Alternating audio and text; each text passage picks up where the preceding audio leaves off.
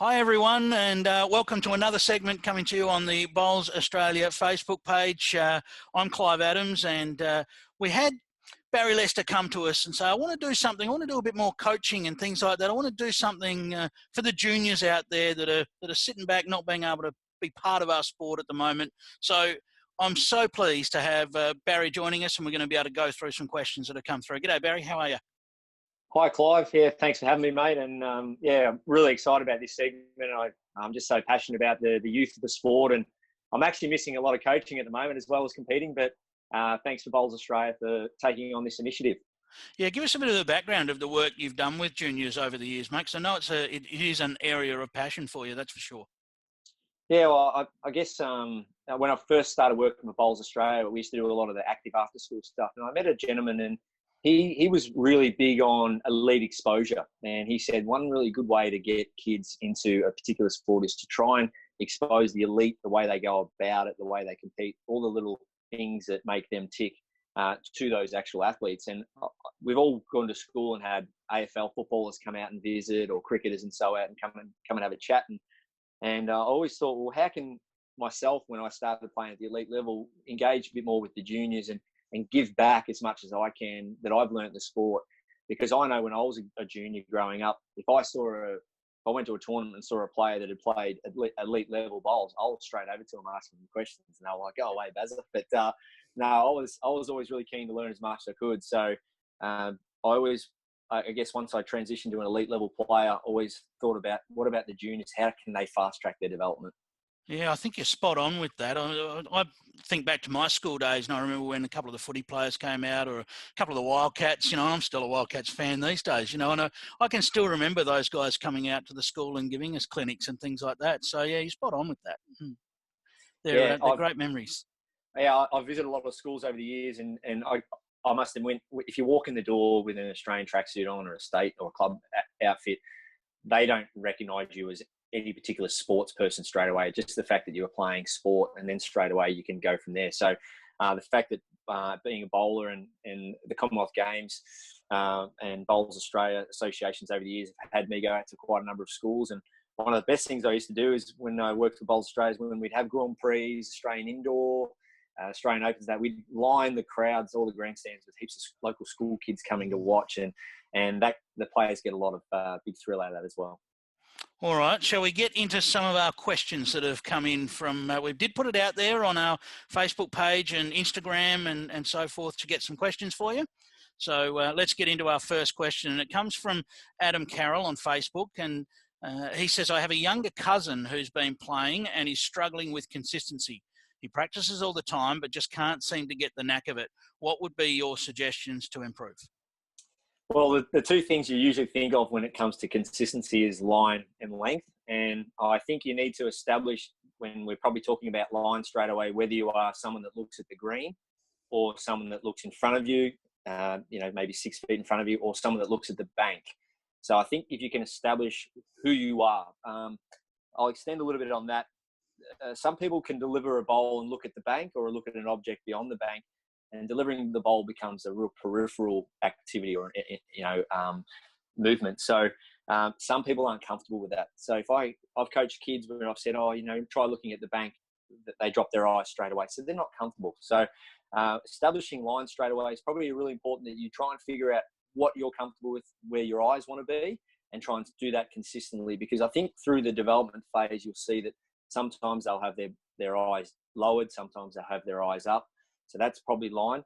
And with weight, really establishing who you are as a bowler in terms of your body weight and pendulum activity. So you see a guy like an Aaron Sheriff or an Aaron Wilson, Nathan Rice, they really are body weight bowlers. They walk off the mat. So if you can establish in your teens or even early 20s who you are in terms of being a pendulum bowler or a body weight bowler, then really try and own that. Really try and work on your timing and all your, I guess, your balance and so on. So if you can really structure that I believe will really help your weight control.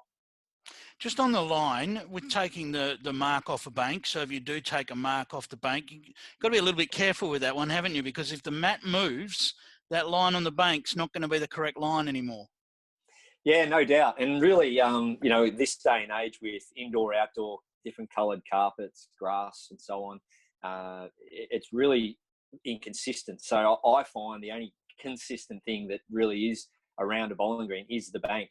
So whether it's the numbers, the pegs and so on. So, but just work in your training and in your practice, like you say, as the mat comes up and back, just work in your training about how many inches outward and inward are you using for your line, and then do the same with various pace greens, because we might talk about it a little bit down the track, but ideally in your training, you want to be training on different surfaces. You want to be training on carpet, synthetic, slow grass, quick grass, and then you can really fast track your development in terms of how much line you will be required to take in and outward, like you say, when the mat goes up and back.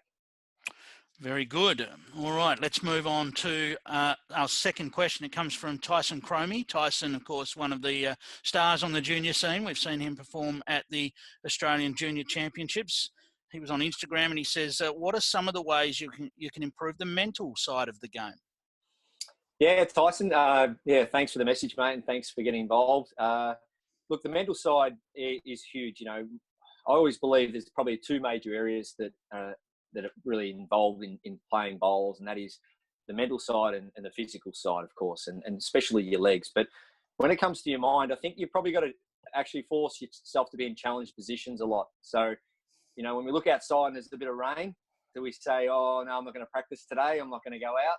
And by all means, if you're on good terms with your greenkeeper, just say to your greenkeeper, in terms of my training and how I want to fast track my game, is it okay if I come down and train and roll up when it's raining? And I'm sure they know you're not going to damage the green, but you look at all the best athletes out there, they will go out and train, golfers and so on, in the rain and so on. So when the rain comes and you're out there playing and it's starting to become a distraction, it's mentally challenging you, well, if you've actually trained in that environment, it probably is something mentally you can adapt to quicker, and then really go back to just focusing once again on the game in hand, your line and length. And I know if you can't actually practice in the rain, some things we've done in the past in the Australian squad is we've had buckets of water on the banks behind the rinks, and just dip the bowl into a bucket of wet water, and then just deliver the bowl without drying the bowl. So you can actually get used to playing in wet conditions, because that mental side, you really want to be challenging yourself so that when game day comes, it's not a challenge. So from a concentration point of view, this might be a little bit different once again, but I do challenge people out there, not just juniors, but to read a book in a really noisy environment. It's something I learned through the Victorian Institute of Sport years ago. If you're reading a book and you think you're going to get the most out of getting that book, right through that book, you're going to probably go somewhere nice and quiet, tucked away, and you're going to go, I'm going to really get right into this book. Well, challenge yourself to read it in a really noisy environment, because if your concentration levels are spot on, you will get through that book, and that noise around you will just not exist. Interesting stuff. No, that's good stuff. I've never done that one myself, but might have to try that one. And add on to that, Plucker, is people avoiding peak hour traffic or busy traffic. You'll try and dodge busy traffic, because mentally it is it's a wreck. There's a lot going on. But if you want to actually test yourself and your mental capabilities, drive in peak hour traffic and just see how you handle those conditions, as opposed to going down a freeway at 100k an hour and no one around going, how good's this? So there are some little things out there to switch the mind on and off, to be able to be on top of your concentration levels from a mental side of view. Yeah, and I guess what you're getting at there is that it's all well and good when things are going well. We all tend to operate pretty well when things are going well, but when those outside influences come in, how do we turn those more into a positive rather than let them be a negative to us? Does rain, and rain's a good example because it puts us into an uncomfortable state, does that stop us from getting close? Well, it doesn't really. It only stops us if we let it do it mentally. And wind, when it's windy, same thing. Look out the window, or I might not practice or train today. Go out there, grab a hold of those conditions, train in those conditions, and know that you'll start to own them better. So that's really what you really want to do. Be able to be put in that position where there's wind and rain and other varying factors, and go, you know what, I've trained in these conditions. I'm right to go. All right, let's move on to our next question, and it's from Callum Alberti. And Callum is a young man over here in WA who, big fan of the Perth Suns he is Callum, and a very, very keen bowler, and goes all right too. I can vouch for that. He'll enjoy the shout out too, no doubt. At what age did you start playing pennant and in club championships? Callum's only a young man, so. Well, I'm going to show my age a little bit here, Callum. I couldn't join my local bowls club till I was 14. I wanted to play when I was sort of 12, 13 because my dad bowled, but my club said, no, we'll wait off till he turns 14. But there's something I could do before that, and that was play night pennant. And night pennant was very popular in where I played, so being able to play against other teams and other towns. So I started doing that at about 13 and got into playing pennant when I was 14. And the old rule was you must lead. And yes, it is an old rule, but it does have its benefits, no doubt. I did concentrate on the draw game a lot. And went out and led for a number of years before I moved up the ranks and trained a lot around my leading and you know, that number one skill of the game, and that's being able to draw close regularly. So, really got independent at 14 and straight away just loved being around all the members and around the club environment, and it was great. So, that was about the age I got independent. And just a tip, Barry, for a young fella fitting in with the older, more senior guys and so forth, and the members and that have been there for a few years and so forth, for a young man fitting in there, any tips there?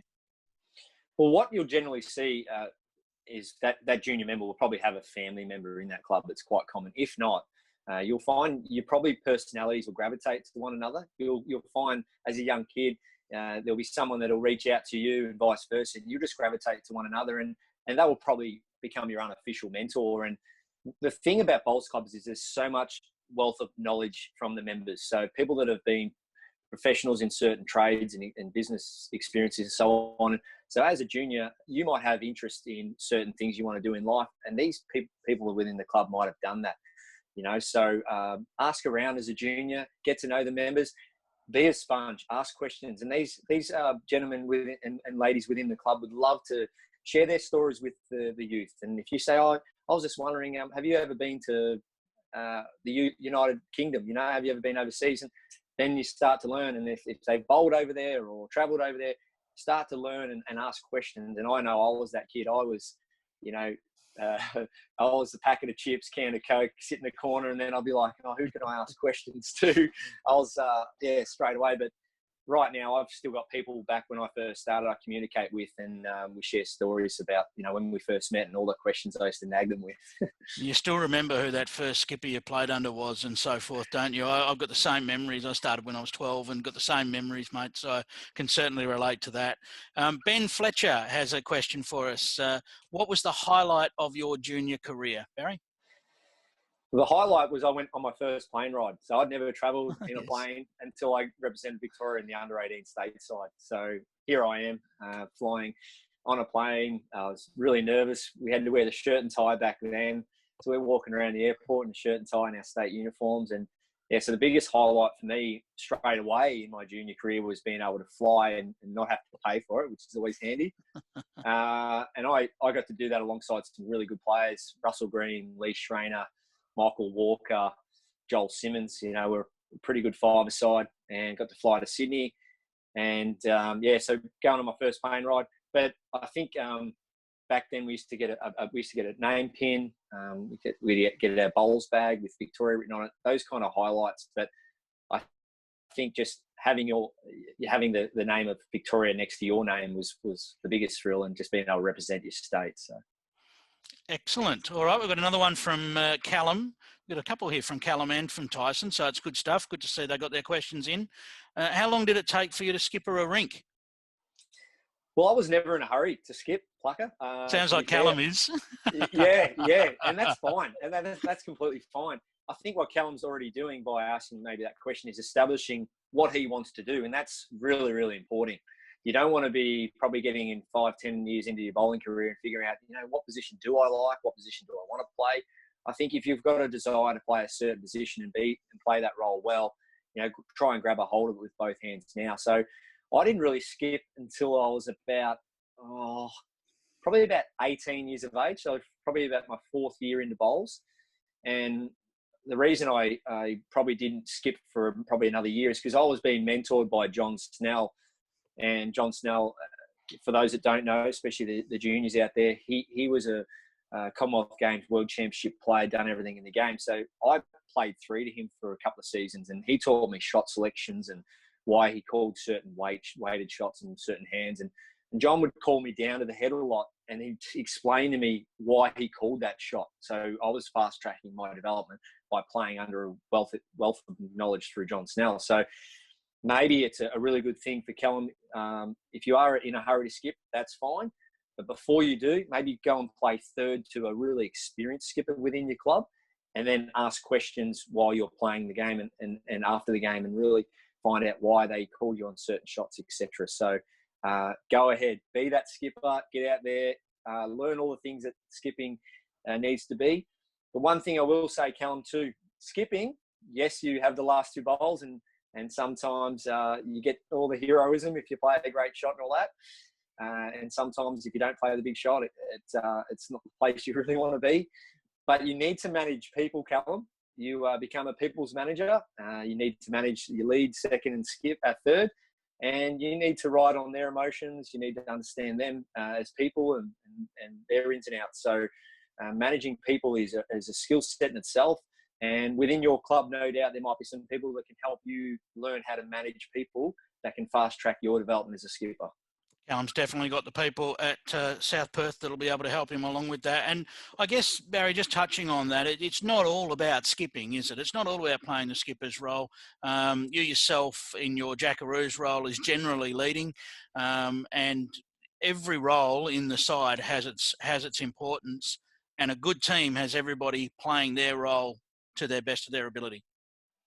Yeah, spot on, Clive. And that's where compatibility is a real big one at the selection table, because you want people to be on the same wavelength. And if you put a really gun skipper up into a rink where he's an extroverted person, he's up and about, really loud and noisy, and there's 3 introverted people in that rink, the extrovert's going to be going, I'm not getting any noise from my teammates and not all getting any high fives and that.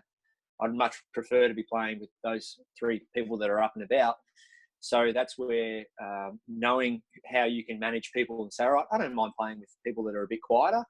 I'll maybe have some small discussions here and there instead of all the high-fiving and stuff like that, because it might be a detriment to their game that you are bringing a lot of noise. So knowing how people are built differently and being a people's manager isn't easy. So that's where some of the greatest players, some of the best skippers of all time haven't necessarily been the best players, but they've been great at managing people. Very good. All right, let's have another question from Tyson. And what exercise outside of bowls do you do to stay in good shape to last long days on the green? Yeah, I believe one really good one that sort of ticks a lot of boxes is riding a bike. I think the game, especially if you're playing day in, day out, tournaments and so on, I think we need to be strong in our lower half. So from our feet, calves, through our knees and hips and thighs. So there's some certain muscle groups there that really take a lot of load when delivering a bowl, especially the adductor muscle. So that's in your thigh there, and certain other muscle groups. So riding a bike will strengthen those. So that's one thing I do a lot of. I ride my bike.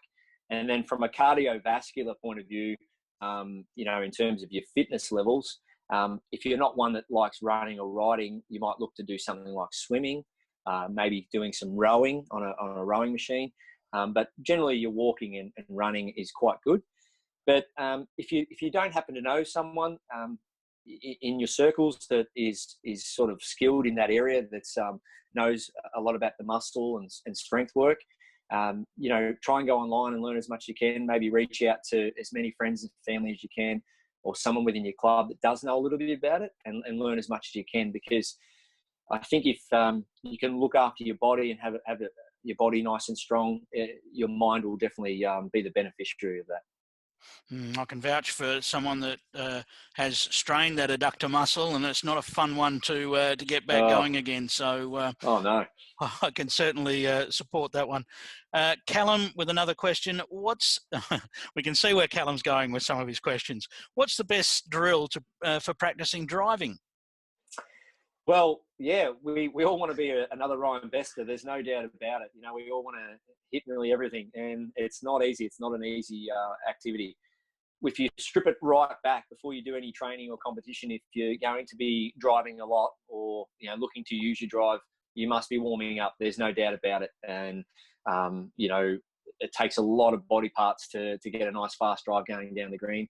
You know, I feel sorry for the Matty Flappers and the Ryan Besters, their lower backs and their shoulders, what they go through. But look, it's there's some really good exercises out there. I like the perfect end drill. You know, it works on testing your mindset on being able to play a couple of draw shots and then a drive at the end and hitting your target. And it's a nominated target.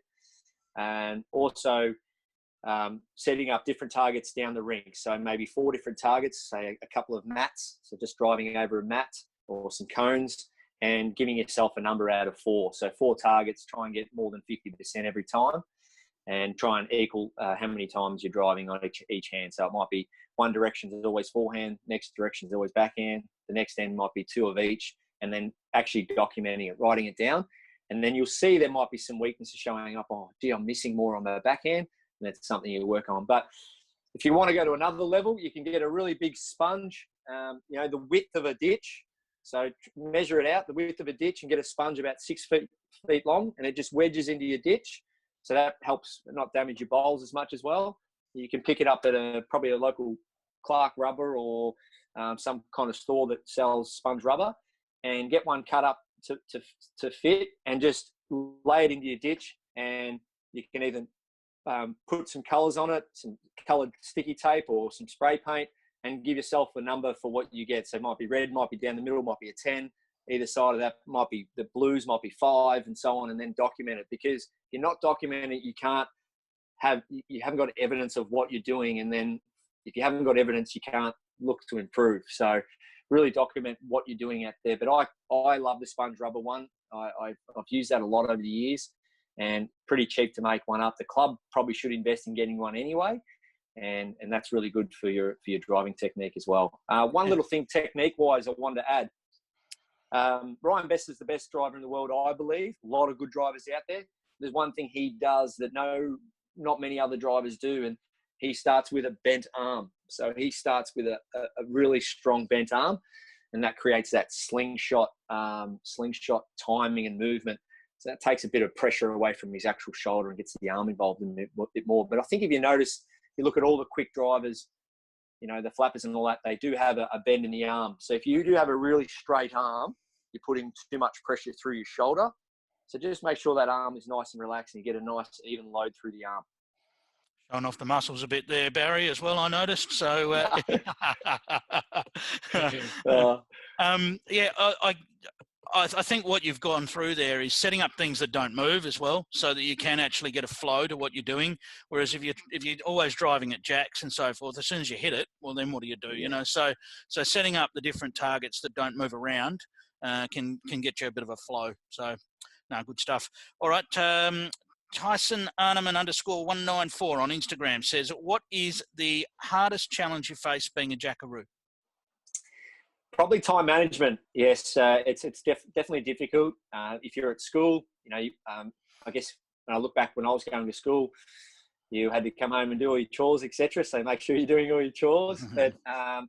But yeah, no doubt managing your time. So coming home from school, doing your homework, etc., and then knowing what nights of the week you are actually training. So actually putting a schedule in your week. So, all right, you know, Thursday nights I train, Tuesday nights I train, Saturday mornings I train. And then you feel a little bit more obligated to do that training instead of doing it randomly and then maybe missing some training sessions. So pretty simple to maybe go onto your computer, print out a Word document calendar or something, and start writing down what days you want to train and putting some scheduling in. So time management for me is something I've probably battled a bit with being a jackaroo over the years, just with knowing that, you know, you've got to hold down a full-time job, having family, and making sure that you're being good with your time. So hanging out with your friends, your family, and getting away from the game and making sure you stay fresh. So there's some of the I guess harder things. But once again, inside your club or within your your state. So if you reach out to your local state association or district, there'll be people that will be able to help you with that stuff and say, listen, if you want to go ahead and reach the heights of your sport, there's some people that are skilled in that area to be able to help you juggle all the things that need being.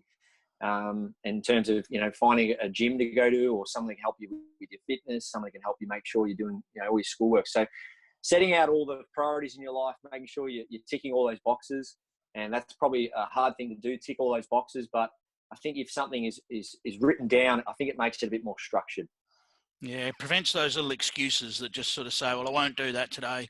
And as soon as you make one of those excuses, you sort of give yourself an excuse next time as well, don't you? So it's about planning what you're going to do and sticking to it. No doubt. Yeah. Okay, from last one from Tyson Cromie says, what does the diet of a jackaroo look like while competing? Well, everyone's got a bit of a different diet, don't we, Plucker? So, yes. There are some foods out there, Tyson, and once again, it's pretty simple to look it up online.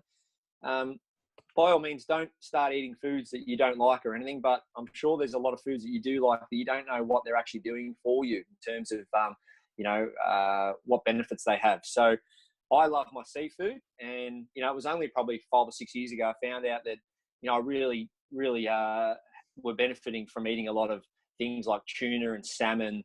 And I love my sardines. I love my sardines on my toast.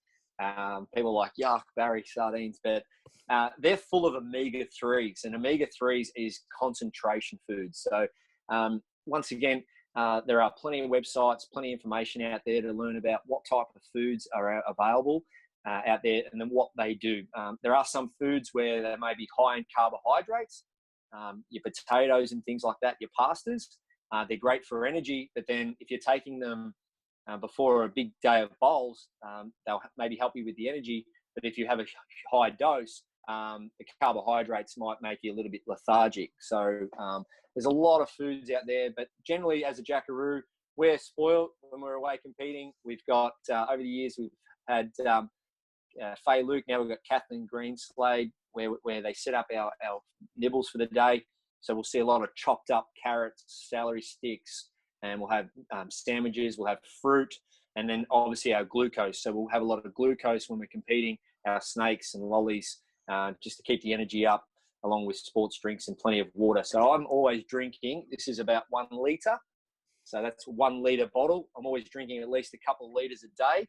So look at what foods you like, find out the foods that you like, what they actually can do for you in terms of when you're competing, and even the night before, staying hydrated well and truly the night before you go out compete the next day, and what foods should you be eating before bed. But hydration and nutrition, they go hand in hand. But before you go out and compete a long day of bowls, the hydration and to help your concentration starts the night before. Okay, that's one tip I learned. And as a jackaroo, we've been very, very fortunate to learn from people in these fields over the years to help us compete over long periods of time. And, you need to, as you learn and fast track your development, find out a lot more about these things as we have done over the years. I think you nailed a particular point there, is that the tomorrow's game does start the night before. It essentially starts the week before and the month before with different preparation as well. But in terms of the night before, getting that good night's sleep, we just lost your video. There you go. Back again. Yeah, we getting that right preparation, a good night's sleep, all of that sort of stuff, as well as the hydration and nutrition, all comes into it, doesn't it? Spot on. Yeah, I love my food, and some people will probably think I don't, but I love my food as much as anyone. But everything in moderation, and snacking on healthy stuff all the time is good for you. And it all comes back to your concentration levels and what you want to be at 5 o'clock. When the game's on the line, you're playing that big bowl, how you're feeling then should be the same as when you arrived and feeling fresh, and the right hydration and nutrition will definitely complement that throughout those long days. All right. Aussie Jones has a question from Facebook saying, what single piece of advice would you give juniors today for the future? Single piece. I think nothing really exists in terms of what you want to achieve in life. And whether that's sport or your profession or anything, unless it's written down. I really think that if something's written on your wall, so this isn't something written down as such, but that's my yearly calendar. Okay, so coming to work, I know what my calendar is week after week, and then whether it's week by week, something you want to achieve that particular week or month or year, write them down, put them on your wall in your bedroom or on the fridge or anything. And I think if you, at the end of the day, if you want to set out goals and achieve anything in your particular sport or in your life, I think it's great to have it written down and help you give you some direction. And from there, when it's written down, you can expand on it. So if it's a goal, from there you'll say, all right, I need to put X amount of hours into training. I need to look at my diet. I need to, join a gym. I need to get a mentor in this field. So that's where you can really expand on what you're writing down. But ultimately, whatever you choose to do, make sure you're doing it for enjoyment, because that's the big picture here. We play this game, don't we, Clive? We love going out and playing with our teammates, our club mates. We love having a good time and doing it. And the moment there's any challenges you face that may feel as though you're not enjoying it, express that feeling to people. Say, listen, I'm not enjoying it at the moment. And they might be able to help you, give you ways to make sure you're getting back to enjoyment. Yeah, sometimes it's about reassessing where you are and who you're surrounding yourself with and so forth to be able to get yourself back on track. The pathway, Barry, is an interesting one, because I liken that to, if you're going to make a trip and you want to get from A to B, you actually look up where you're going to go, don't you? You look it up and you map it out, so Yep. Otherwise you could just hop in the car and off you go, and you might get to B, but you might go the real long way too. You might go, via the Cape. Whereas if you map it out, you can follow your path and exactly stay on track, and you know whether you're staying on track. Oh, it's a great life lesson, really. There's no doubt. It's so simple to do these days with all the technology. Putting things in your calendar, printing things out, marking things on your wall, having things on your phone, setting reminders. It's very simple. And I think too, as a junior, understand you've got to set goals and work with your coach and all that. But as a junior, understand that you love doing what you're doing. You love going out and playing bowls, and you got to try and separate the two at times. You got to say, well, wait a minute, I'm going to go and have a game of bowls with my mates. That's fine. And you'll probably find yourself doing a lot of that and maybe skipping the actual time alone doing the training. So there is a big difference between rolling up and training. And I think what we spoke about before with the mental approach, Clive, if you're going out to roll up, do that and have fun and do it with your mates, that's fine. But then you've got to find an actual time to actually train. And that's when, you might want to do drills and exercises, and that's when that mental switch is then turned on. So that's probably another tip I'd stand by as well.